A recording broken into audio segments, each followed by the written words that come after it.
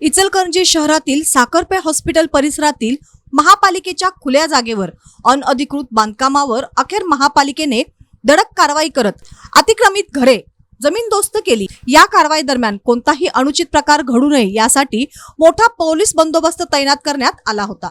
महापालिकेच्या सुमारे 5 ते 6 गुंठे जागेवर रंगराव सुतार यांनी सुरुवातीला लहान शेड उभारले होते। त्यानंतर कालांतराने त्यांच्या 3 मुलांनी त्याच जागेवर पक्की घरे बांधल्याचा आरोप होता। या अतिक्रमणाबाबत अनेक तक्रारी झाल्यानंतर प्रकरण न्यायालयात गेले होते। न्यायालयाच्या निर्णयानंतर महापालिकेने सुतार यांना संबंधित अतिक्रमण स्वतः हटविण्याचे आदेश दिले होते। मात्र तब्बल 1 वर्ष उलटूनही अतिक्रमण हटविण्यात आले नव्हते।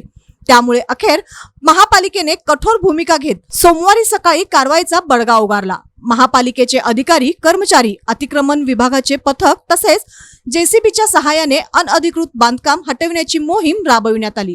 कारवाई दरम्यान परिसरात काही काळ तणावपूर्ण वातावरण निर्माण झाले होते। त्यामुळे कोणताही कायदा व सुव्यवस्थेचा प्रश्न निर्माण होऊ नये यासाठी महापालिकेच्या सुरक्षा रक्षकांकडून कडेकोट बंदोबस्त ठेवण्यात आला होता। महापालिकेच्या या कारवाईमुळे परिसरातील अन्य अतिक्रमण धारकांमध्ये खळबळ उडाली आहे।